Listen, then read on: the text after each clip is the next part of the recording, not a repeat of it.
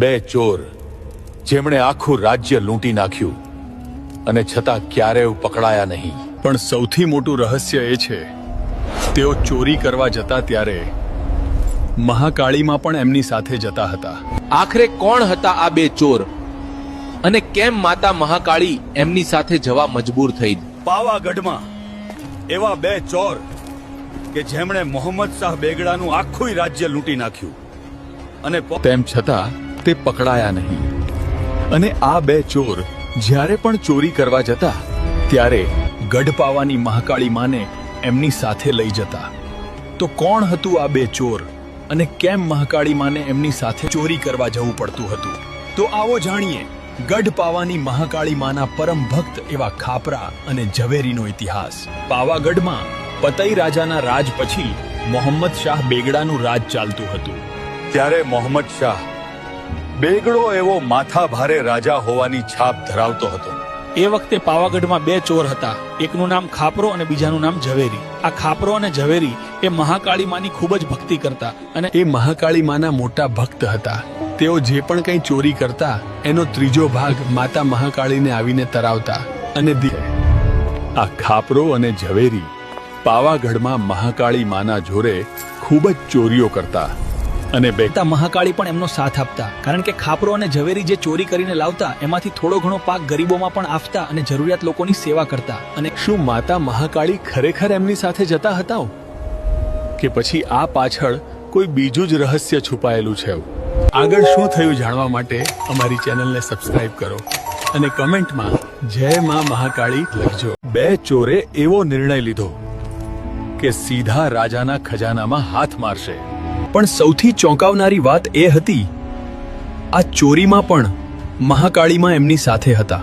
શું થયું જ્યારે ખાપરો અને ઝવેરી મોહમ્મદ શાહ બેગડાના રાજ્યમાં ઘૂસ્યા? સમય જતા એક દિવસ ખાપરા અને ઝવેરીએ વિચાર કર્યો કે ક્યાં સુધી આવી નાની નાની ચોરી કરશું. એક કામ કરો, આપણે મોહમ્મદ શાહ બેગડાના રાજ્યમાં ચોરી કરવા જઈએ. અને આમ વિચારીને બંનેમાં મહાકાળી માના મઢે જાય છે. મહાકાળી માં એ તેમને રજા આપી અને કહ્યું કે મારા દીકરાઓ, તમે બંને મોહમ્મદ શાહ બેગડાના રાજ્યમાં ચોરી કરવા જાઓ તો પણ હું તમારી સાથે જ છું. પણ સાંભળો, આ તમારી પહેલી અને છેલ્લી ચોરી હશે. હા માડી, હવે અમે પછી એ ચોરી નહીં કરીએ. અને આમ ખાપરો અને ઝવેરી રાત્રે મોહમ્મદ શાહ બેગડાના રાજ્યમાં ચોરી કરવા માટે ઉતર્યા. રાજમહેલમાં જઈ અને ખજાનામાંથી કિંમતી રત્ન ઉપાડ્યા અને પછી વિચાર કરે છે કે જો આપણે આ ચારે ચાર રત્ન ઘરે લઈ જઈશું ને તો મોહમ્મદ શાહ બેગડાને ખબર નહીં પડે કે આ ચોરી કોણે કરી. આપણે એક રત્ન પાછું મૂકીએ. અને આમ રાત્રે ચોરી કરી અને બંને જણાએ 3 રત્ન ઉપર ત્યાંથી નીકળી ગયા અને આવીને પોતાના ઘર ભેગા થઈ જાય છે.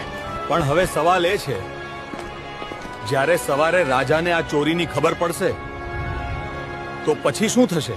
પાર્ટ 3 જોવા માટે અમારી ચેનલને સબસ્ક્રાઇબ કરો અને કોમેન્ટમાં જય માં મહાકાળી લખજો. રાજાનો ખાટલો રાતોરાત લૂંટી ગયો અને સૌથી મોટું રહસ્ય એ છે આ ચોરીમાં ખુદ મહાકાળી માં પણ સાથે હતા. માં તારી રજા હોય ને તો અમે મોહમ્મદ શાહ બેગડાના રાજ્યમાં એમના ઢોળિયાના સોનાના ચારેય પાયા ચોરી લાવવા જઈએ. ત્યારે મહાકાળીમાં બોલ્યા, હું તમારી સાથે છું. જો તમને મોહમ્મદ શાહ બેગડાના હાથમાં આવવા દઉં તો હું ગઢપાવાની કાળકાનો કહેવાવા અને મારું વેણ ક્યારેય ખોટું પડતું નથી. અને પછી ખાપરો અને ઝવેરી માતા મહાકાળી સાથે મોહમ્મદ શાહ બેગડાના રાજ્યમાં ઉતરે છે. પછી જ ખાપરો, ઝવેરી અને માતા મહાકાળી રાજાના ઢોળિયા સુધી પહોંચે છે અને એક પછી એક સોનાના પાયા કાઢવા લાગે છે અને એની જગ્યાએ લાકડાના પાયા બેસાડે છે. આગળ શું થયું જોવા માટે હમણાં જ અમને ફોલો કરો અને કોમેન્ટમાં પાર્ટ 3 માં આગળ શું થયું તે જોવા માટે